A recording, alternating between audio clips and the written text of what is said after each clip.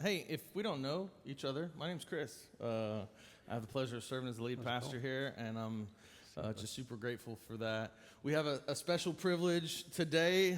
I guess I'll intro him in just a second. Hugh Halter is going to come and speak, and we'll talk about that here in just a minute. But 16, 17 years ago, my wife and I had just found a new church, and we were coming out of a season of kind of, my dad was a pastor in ministry, and we kind of left the church I kind of grew up at. The Lord was directing us in different ways, and we get to this new church, and it's a very different church than what my wife and I had certainly been raised in. And we get invited to a leadership kind of cohort, and there are several books in this leadership cohort that we would read and go through to help not only develop our leadership skills, but also our theology. And one of the books was a book called Tangible Kingdom, written by the guy that's going to come and talk with us here in just a second, Hugh Halter. And this was one of the first times in my journey with Jesus, which at this point had only been probably a few years, 2 or 3 years, where the scriptures were unpacked in such a way that I began to see a relationship with God as more than just a really cool gathering. And if we're not careful, that's kind of, these walls become like a prison for God in our hearts and in our minds, right? He lives here, and when we go throughout all the different things in our walk, we come back here so that we can convene with Him. And man, one of the things in this book that just kind of, I guess, stirred something in me as he unpacked the scriptures was this idea of a tangible kingdom. The already but not yet, as Jesus has come and established this kingdom that we as His sons and daughters are now royal priesthood in, and we function in the kingdom, and the kingdom has no bounds. It is in all places and everywhere. And over the years to come, he would write many more books, and one of the books that he wrote is going to kind of unpack some of the tension of this idea that discipleship, oftentimes we think is here. Sit under teaching, go to a Bible study, those different things. But what if discipleship was more than that? What if our families were more than just a little unit? And so we're going to discuss some things, specifically one of the things from one of his books called Righteous Brood.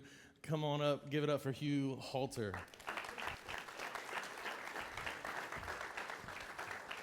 What's up, brother? No coffee? No coffee. I literally just spilt my coffee on myself 30 seconds ago. Done it 1,000 times. Yeah. I'm just glad it didn't get somewhere really embarrassing. Church, you know what I mean? church that we pastor in Denver, they stopped letting me bring coffee up on the, because they got tired of cleaning up after me. So I get that. So if y'all don't know, Hugh has been here with us all weekend for the men's gathering, and man, what a blessing that you have been, brother. Great. That guy liked me. Yes, he did. So this book, Righteous Brood, I guess I want to I haven't given them any information about it at all. So I wanted to, back up and go, what would make you write this book? And I think that might set up to what the book is and all those different things. Yeah, well, good morning, by the way.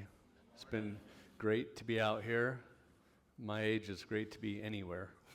So, Righteous Brood is the name of subtitle. Will help a little bit more. It's something about your family on mission, and brood just means family. It's a weird name for family. So I actually wrote it because I started writing it 12, 15 years ago. Oh, wow. Back in the Tangible Kingdom days, because of how our family just was kind of naturally living. We had started several churches, but our churches started all of them out of our house.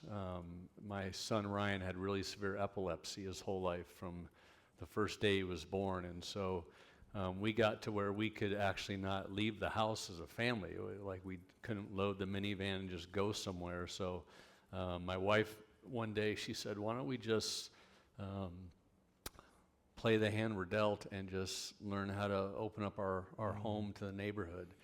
So we just started to do that. We started to think about the week and then go, hey, when can we have some people over? And it was mostly just parties and hanging out with people. And then we just found that people moved towards God, and a lot of our friends came to faith, and a lot of our kids' friends, and then people asked us to help them kind of live like we were living in other neighborhoods. But so that's the backdrop. We weren't thinking of like some weird way to do ministry. We just thought, let's play the hand we're dealt. We're a family. We've got some severe disability with our son, but we've got a house, we got a backyard, we got good food, and we love people. So why don't we just do that? And we just found that God builds his church that way. Like, it's not rocket science. But we also found along the way that when you grow up in church, you oftentimes think that that type of thing is for the paid professionals. And when you read the scriptures, it's for the normal peasants. There were no paid professionals back when that book was written. So everybody just had to live. The family was the primary means by which people heard the story of God and got to experience it. So we just thought, let's just do that now. But I finally finished the book. We had subsequently moved to Alton, Illinois, which is north of St. Louis, about 11 years ago, because our son kept surviving. He was supposed to have died when he was 5 or 6, and he kind of kept living. And we eventually found an assisted living center for him out in the St. Louis area. And so our family all moved out there. One day, Cheryl and I were actually at this little Italian bar, and we met a young lady that was our waitress. And over the dinner, I said, hey, her name was Sasha. I said, Sasha, what do young people do in this town? It's a very poor town. Average family income is only about $20,000, so it's the hood. And so I was curious, like, what do young people do in this town? And she said, all my friends just do drugs. And she looked like she had that in her background. So I said, has that been a struggle for you? And she said, yes, sir. But she said, we're doing really good right now. And so we fell in love with her immediately. And my wife apparently fell in love with the town, because when we left the restaurant, Cheryl said, why don't we just move here and see if we can do something to help this town? And so we went back to Denver, where we were living, where our 2 daughters were. And one was just brand new married, one was engaged, and both of the young men were there. And I rallied the whole family together, and I said, hey, I want you to hear the crazy idea that Mom has. And so Cheryl just said, I think maybe we should go to this town. And she goes, we don't know how much longer Ryan's going to live, but I think it's more about the town. Like, let's go there for the town. And I told the boys, I said, hey, you don't have to come with us. Like, you don't have to follow us anymore. You guys need to live your own lives. And all of them said, well, no, let's go do this mission together. And so my 2 adult daughters and the 2 son-in-laws, we all loaded up U-Hauls, and we all went out. And my oldest daughter, as we were looking for where to live, we said, well, let's all live right downtown. And my oldest daughter said, put me on the roughest street corner we can find. And I said, how about 1 block off the roughest? But she settled on the roughest corner, so we bought an old crack house for $12,000 and renovated that, put her and Matthew in that, and then we bought my other daughter a house a few blocks away, and then Cheryl and I were right in the middle, so we can keep an eye on everything. And it was probably 6-8 months in. It was probably because we were working on this building that was given to us, and my youngest daughter drove up. She was on her way. She was working as a counselor at Alton High School, and she just drove by while I was working, and I just remember thinking, this is crazy that my adult kids they chose to be with us on mission, like we're together on mission. And I realized that was rare. And that's when I went, I'm going to go dig out that old Righteous Brood stuff and see if we can, because it kind of came full circle. I was starting to see my kids living the lives that we had lived. And I wish I could tell you more about my kids, because like they're the best missionaries I've ever met. Like they could say, Dad, we're moving They could say anywhere in the world, and I go, you guys know how to live. Like, I'm not worried about you. Both my daughters led the league in ice hockey in penalty minutes. They're both super tough, but they both rescue people. They foster care babies and kids, and my daughter and my other son-in-law, they're about the only youth ministers in the town, but they're not ministers. They just work jobs. Jesse's athletic trainer and trains about 200 Alton kids. About 65% of all the kids in our city don't have a dad. And so those two have become like a little juggernaut.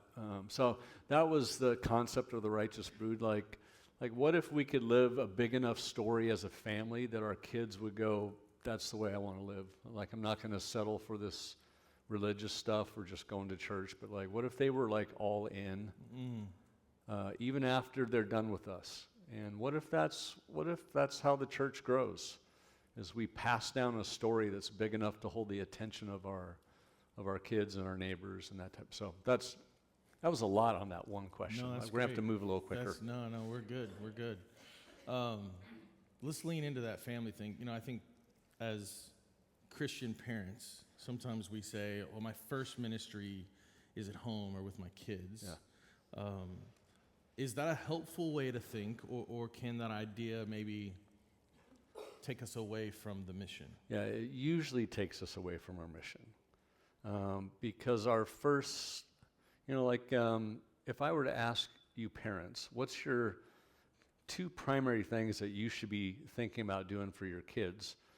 I bet you most of us would say provide and protect, right? Sounds pretty good, right? And you do that for a while.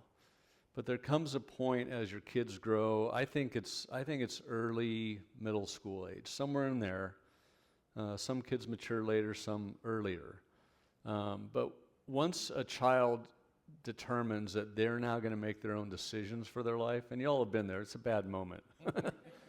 But once they've decided, I'm going to run this show, what you want is for them to take ownership of their faith. And so the sooner you can get them to take ownership of their own faith, you've been hauling them to church all these years and you make them pray before the meals and that type of thing. But at some point, you want to know that even if you're not around, that they know how to live and they know how to follow God. And so I think when we think about the role of parenting, I think we have to add, those two are important, but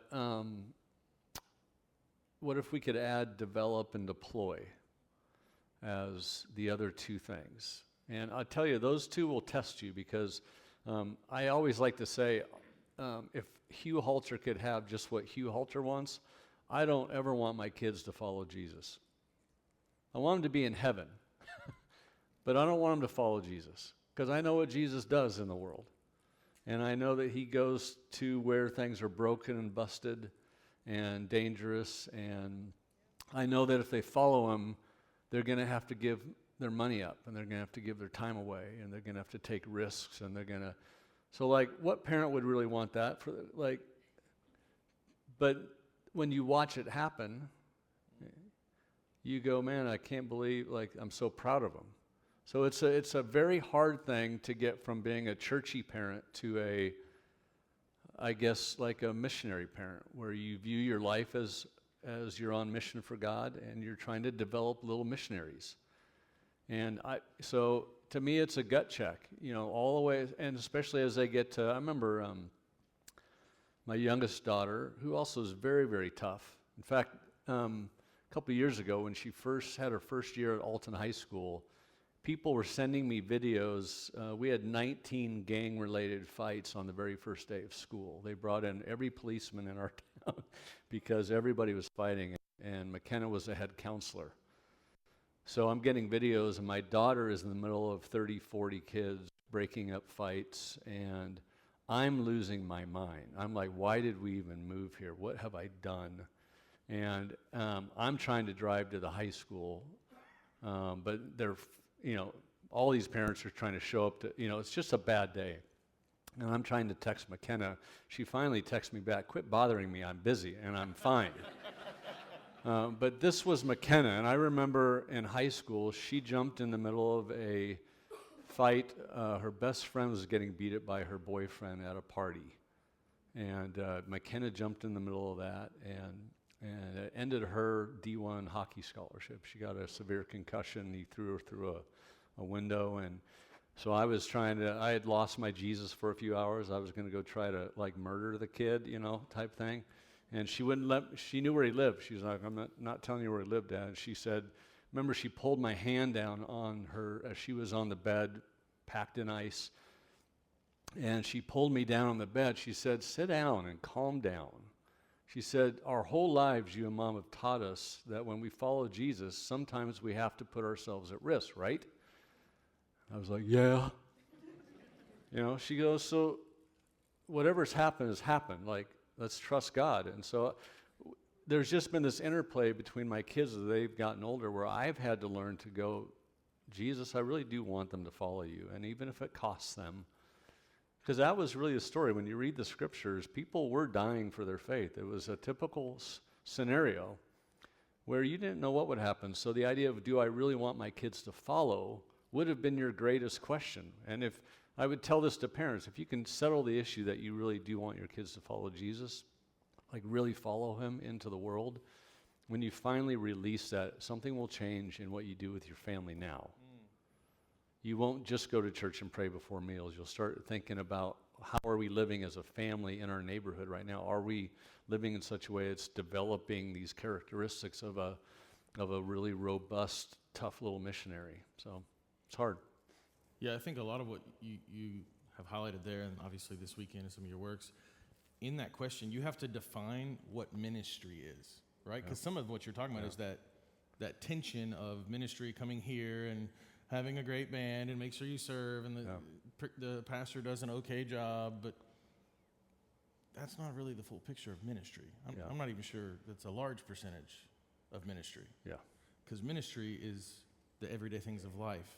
Yeah. Right? It's living out your calling. So we never really talked much about ministry because our kids saw me pastoring churches, but we never, in those days, because we were more networks of little house gatherings all around the Denver Metroplex, we chose not to have anybody technically on paid staff. So they saw me painting houses and doing all sorts of other things. So they learned that ministry is how you do life. It doesn't have to be a paid thing. I always, when I see people that are sort of overseeing local congregation, I always feel like people like you, you're taking one for the team, honestly, because it takes a lot to help oversee.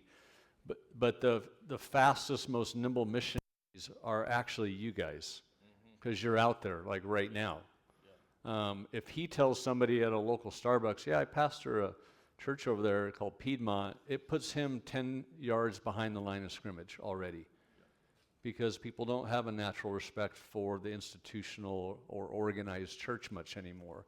But when you say, "Yeah, I'm also a student at Wesleyan," or you say, I'm a local plumber in town," you're right where you need to be the person that actually impacts that person's life. So it's not, ministry is life. Like we always say, like, you shouldn't need any outreach in your church, because we have roughly 200 outreachers. And if we could begin to live life like Jesus lived in the neighborhood, this right, what we're doing right now is a vertical experience. We're having time with God. But the people outside that God's called us to, they're probably never going to come in here. It's very rare that they would come in here. So you become, and by the way, your kids are the easiest way to connect with the world. It's like the front line of mission is what your kids are doing. We got to where, the girls, we were in some sort of a hockey ice arena, or traveling. They were really good, so we were traveling all over North America. And I figured we were 30 hours a week, both Cheryl and I, in that hockey. And you could go, well, that's going to pull you away from, like, how are you going to add that to your life and then go on mission? we said, no, wherever we're at is our mission field. So I went, well, we're almost a full-time missionary just in the hockey culture. So I stopped kind of complaining about all the time we had to spend. And I just remember one day when I decided I'm going to quit complaining. In fact, actually, I didn't decide. Cheryl said, why don't you quit complaining? Thank you for the honesty. And go to the hockey rink and spend some time with some guys. So I was like, fine, I will. So I went to the arena, and I only knew one guy by name. I'm like, hey, Joe, let's drop the girls off. It's freezing in here. Let's go get a cup of coffee.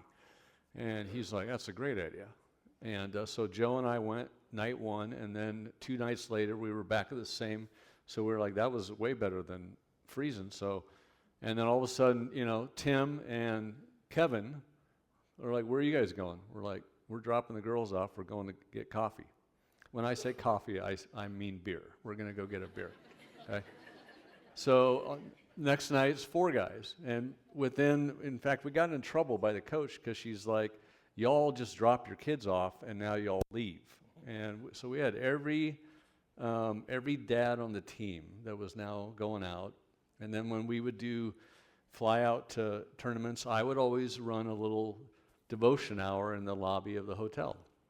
And it's because of the talks that we would have with the guys, and they would say, hey, let's do that when we travel. And so, mission is not something that you add to your life. Mission is everywhere you are. Yeah. And you'd be surprised how many hours you can put in if you will see everywhere you're at and everywhere your kids are at. So all those times on the soccer stands, instead of you just sitting there, you're there.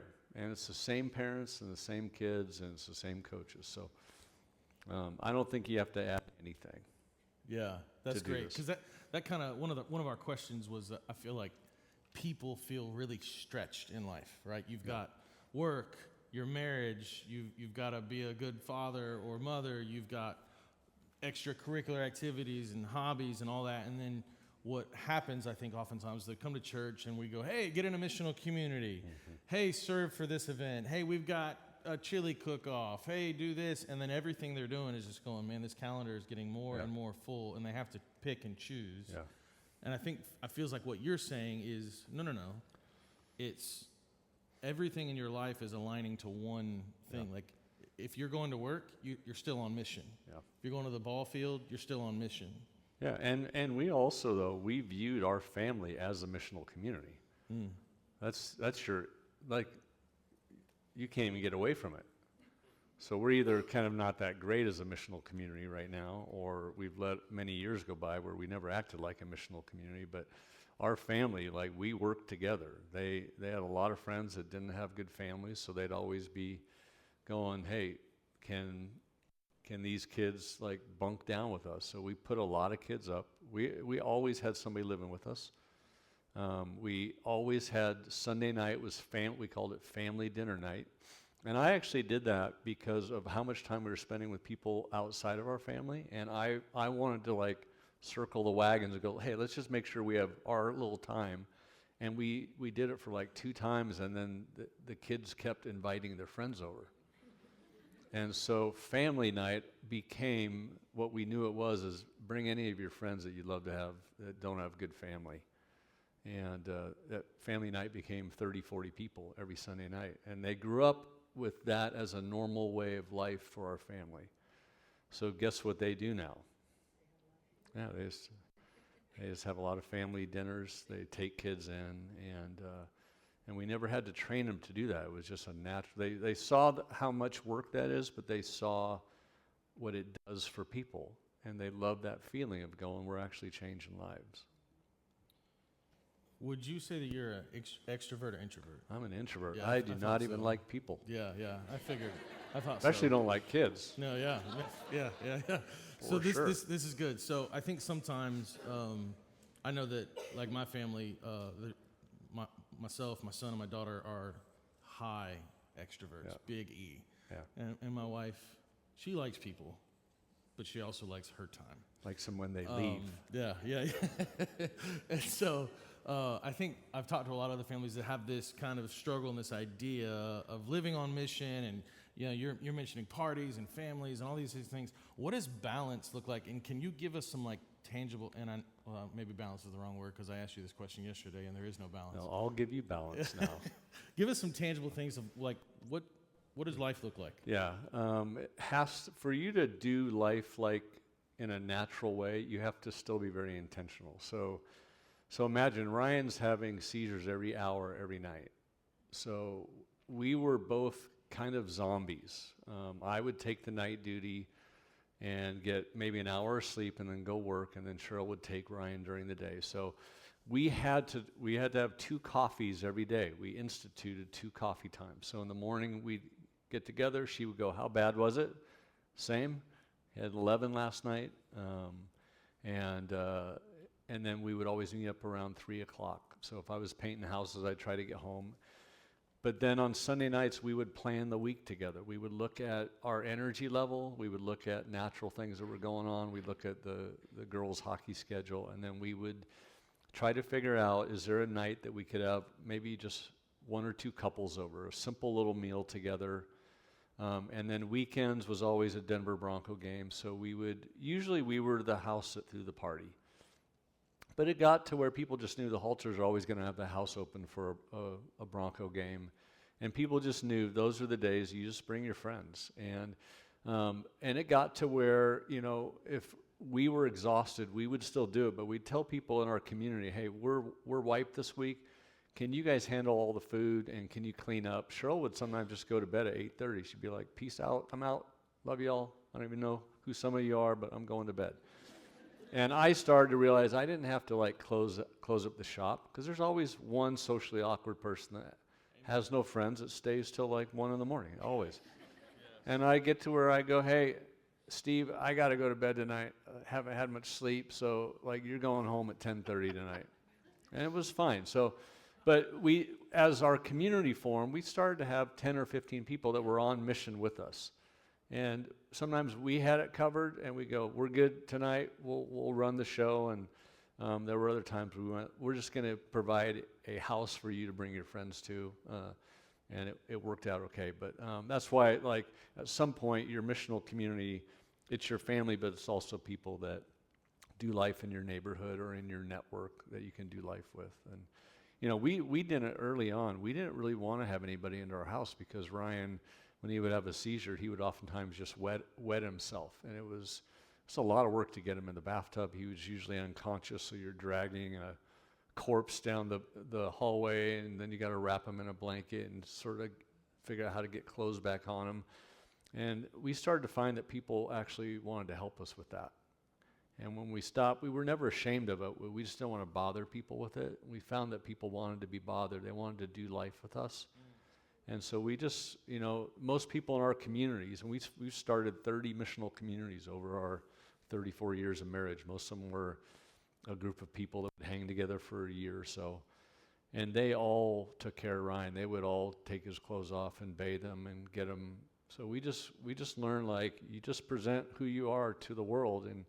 And many, many people that came to faith, when we would baptize them in a lake or in our backyard, when we would ask them to share how they found God, they would say, just being a part of this family, just being a part, watching you guys suffer well, and you just brought meaning. I mean, so, when you're thinking about being a missionary, you're not going out there to save the world. You're going out there to just represent your life in Jesus to people. And many of our lives are pretty messed up and messy. So that's the world. So, it helps to clean up the house before people come, but sometimes we didn't get there, and we just had to learn it's no big deal.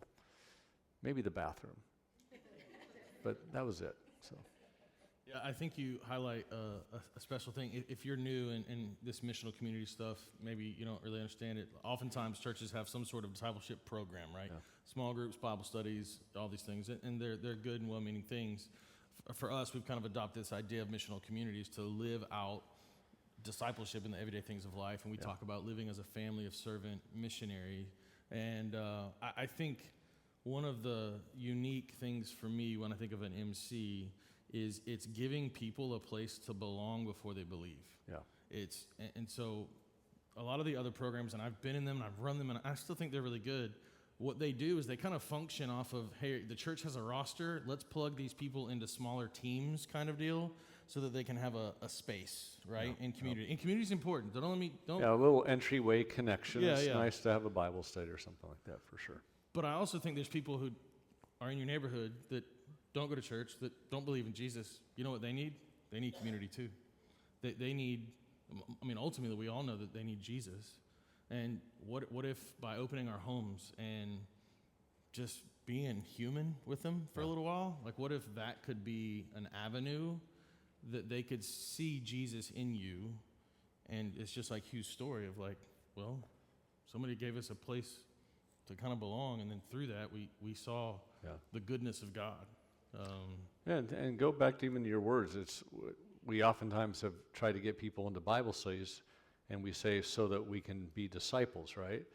But when Jesus was discipling people, he was generally inviting them out to take a walk with him that day and go do something. So when you think about discipling your kids, yes, for sure.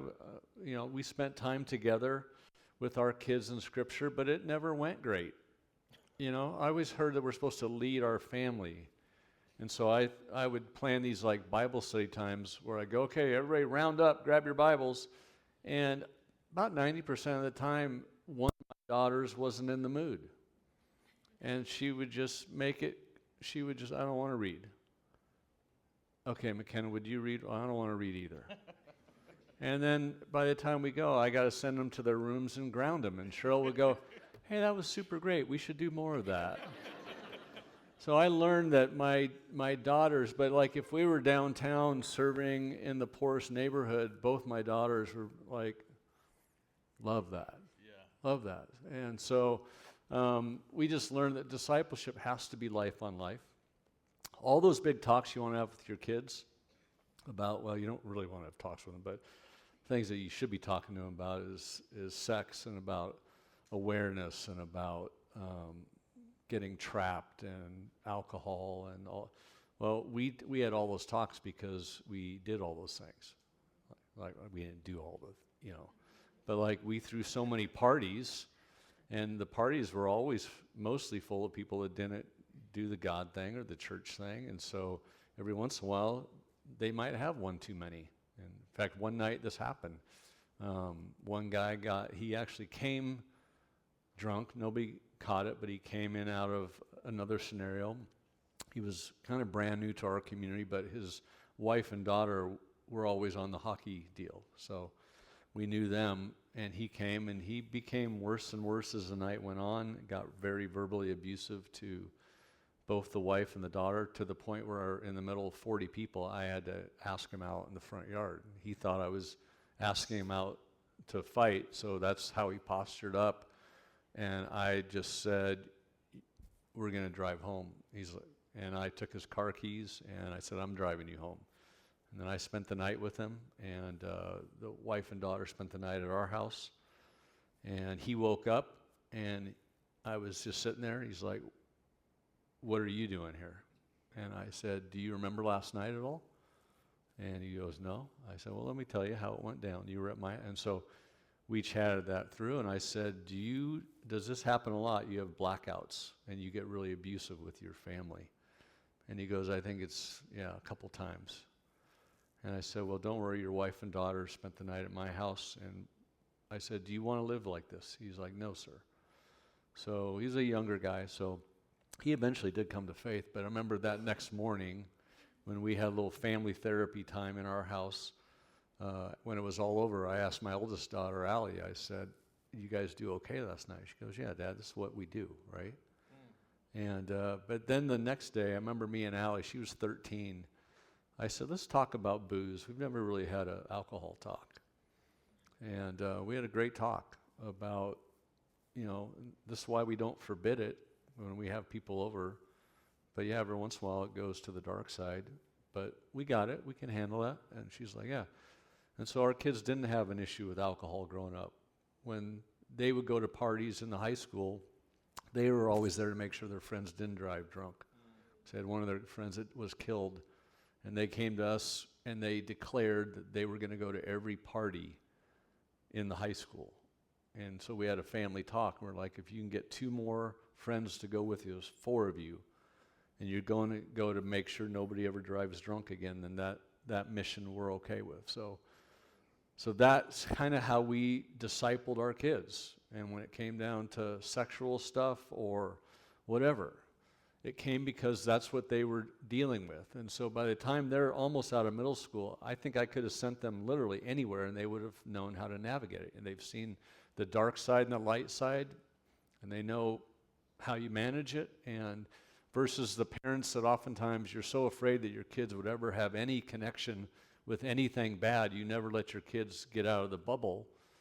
And then when they finally get out, they're going to struggle. So I would rather disciple my own kids through real life and let the world disciple them. You guys remember a guy named Manson, Marilyn Manson? Remember way back he made a comment, I think on like Johnny Carson or something. He said, if you all don't disciple your kids, I will. And that's true. The world disciples everybody. It just means that they take their cues and their mindset and their worldview, and if you don't provide for them a living, working worldview that makes sense, then somebody else will fill that vacuum. And just taking them to church and praying before the meals does not provide a worldview. It might provide a theological deal, but when they, daughter Allie, 8th grade, all of her Christian friends beat the crap out of one of the girls on our hockey team because she was lesbian. And so Allie declared to me when I picked her up that day, of course I was called by the principal because my daughter was in a fight. When we found out why it was, I was like, I was proud of her. But she got in the car, she said, Dad, I'm not being a Christian. I was like, I totally get it. She thought I was going to be mad at her. I'm like, are you still okay just following Jesus? She's like, well, yeah, but that's not an option, is it? I'm like, no, you can just follow Jesus. You don't have to be this way. And I said, by the way, in that middle of that fight in the hallway, where do you picture Jesus? She says, with me. I said, yeah, you've picked up the right things. So your kids learning how to be a non-judgmental Jesus person, they're only going to pick that up because you've modeled that. And they've seen us bring Sharon over, and Sharon smoked weed so much it would waft over our fence as our daughters were jumping on the trampoline, and I was worried about my own daughters getting high from secondhand smoke. But they saw us always invite Sharon over, and her smell would permeate our house, and they saw us just light candles and then just love on Sharon. So they learn, Mom and Dad don't judge people. Yeah, they prefer not to have that smell in the house, but they saw us do that, and then they saw us with this alcohol situation. We had so many, our living room was like the bar scene from the first Star Wars movie. We had every complete jackwagon you could imagine. Gay, straight, any color of the rainbow, crazy worldviews, and they saw us have really fun conversations where they would always go, they saw Dad, okay, so we've talked about reincarnation and, Casey and Joe, you from that, but let's just hear what Jesus has to say about afterlife. So they learned that every time Dad's going to put Jesus in the conversation, and it's just going to kind of angle towards him over time. So they're not these obtrusive people that try to go save people. They're just people that have learned, no, let's just get them in a conversation. And we don't care what they smell like or whatever. It's no big deal. And we've oftentimes said that a lot. Terrible things would happen, and we'd all sit around as a family and go, no big deal. We got this. So, a lot of what you're talking about is gospel fluency and being able to just recognize and speak the language into all things, right? Yeah. But I think there's something that, as you were talking in my mind, what does it take for us to shift from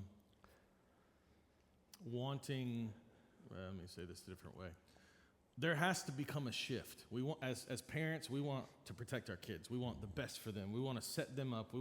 We've got all these dreams, And maybe not even as parents. Like for ourselves, we have dreams. For our friends, all these different things. But there has to, something in our relationship with God has to shift to go from this nice white house with a picket fence and a dog that never barks and craps in your floor. That never happened to me, by the way, multiple times a day. To this picture that you're talking about of being with broken people and not being higher than mighty with these broken people. What do you think has to shift? I think, very simply reps, you get good at whatever you do. So, there's a lot of people, again, I'm an introvert, so I never really, I loved people, and I love people that didn't know anything about God. So it was very easy for me to make the invite every week. Hey, why don't you come over and bring your family? I loved that part because it was an invitation into, we called it the vortex. Just get them in the vortex. But usually a half hour before people are showing up, I'm like, I wish I hadn't have done this.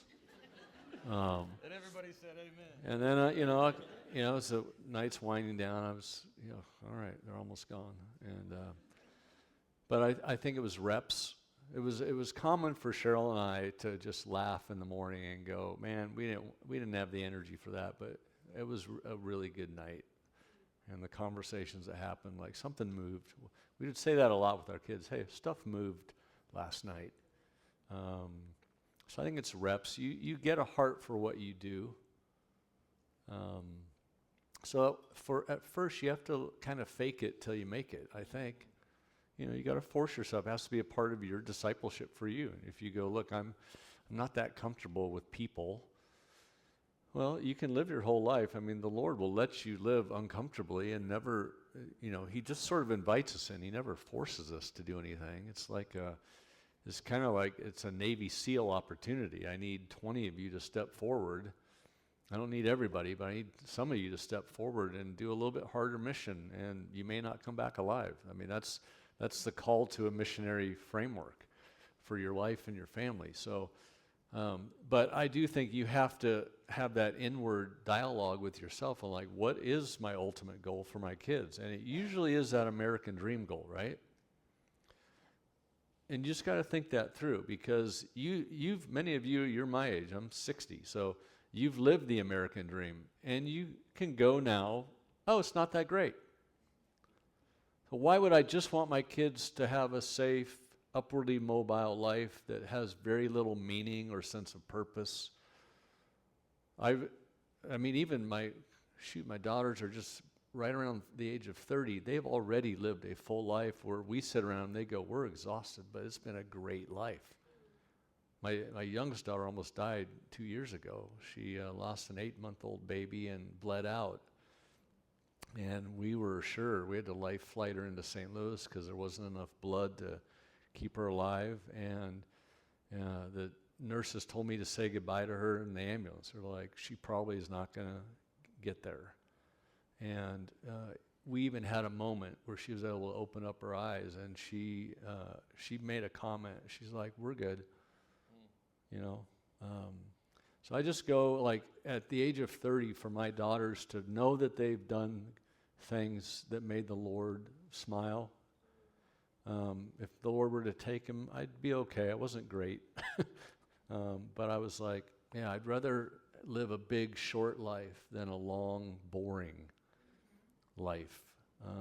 And that's the gut check for a parent, and how you pray for your kids and how you release them.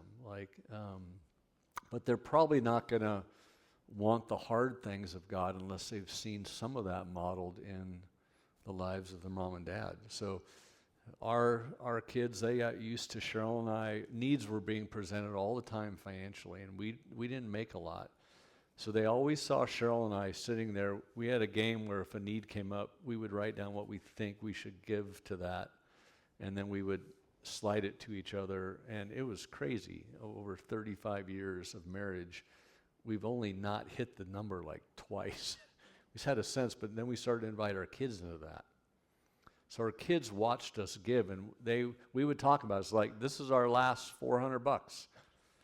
And Dad doesn't have any work coming up in the next 2 weeks. So, but they need it right now. And so our kids watched us give sacrificially and generously and spontaneously. So guess what they do? They don't have any money either. And sometimes I'll joke, I'll go, I just wish you guys would not follow Jesus so much. Just keep a little bit for yourself. So it's just still always as a parents, we just want them to be okay. But then we realize that they're okay because they're in community with us. We actually teach people now that do life with us, because now there's lots of families that are with us that live like this. And you remember those passages that say, hey, don't be anxious about anything?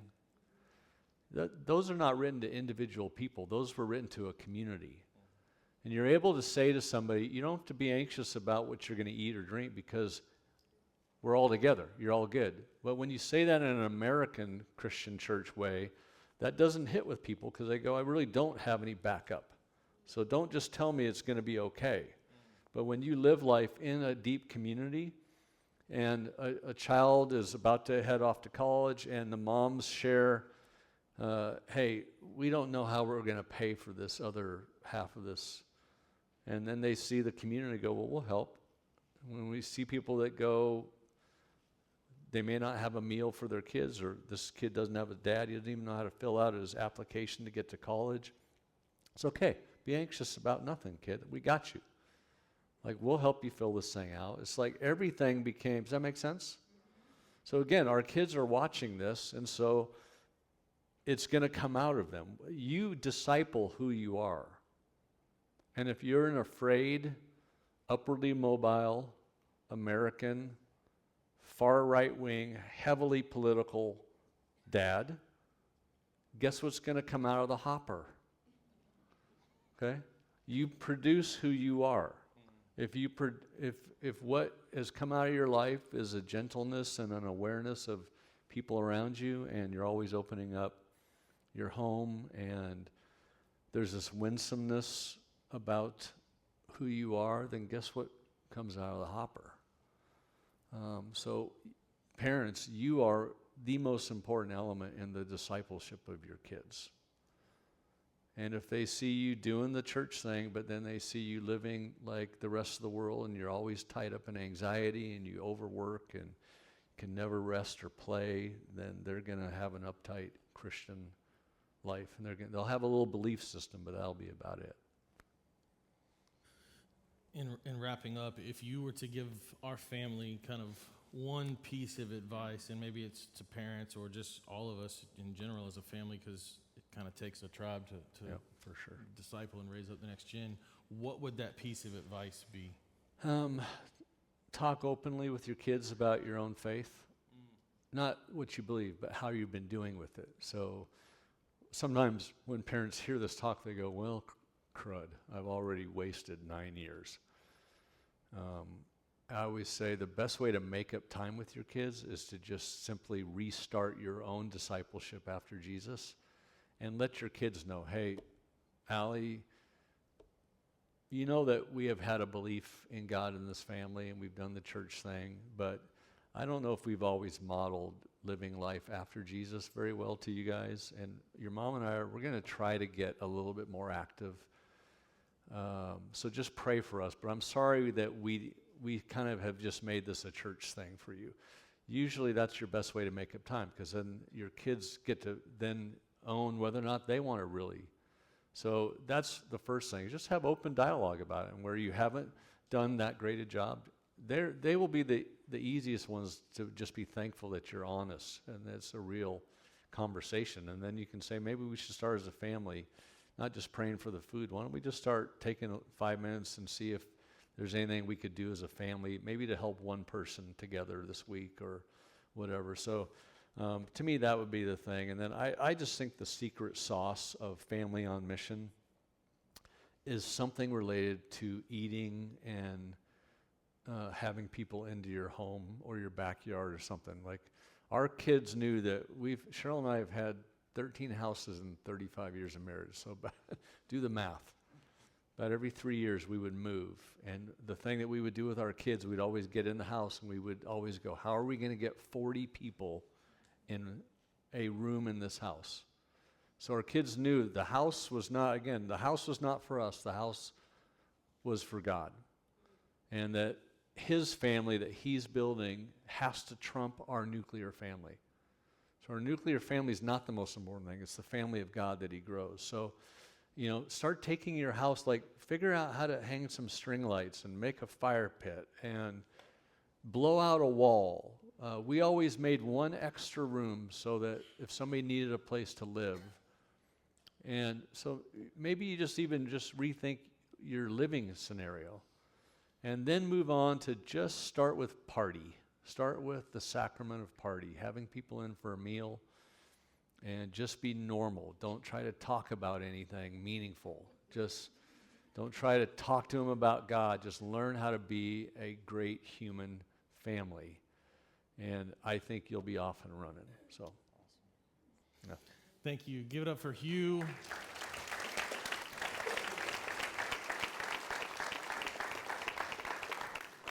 As the band comes up and we kind of close out this morning, I just want to invite all of you to live on mission, to follow Jesus in the everyday things of life.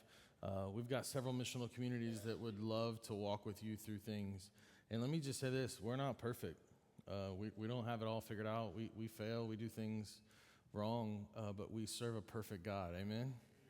Let me pray for us.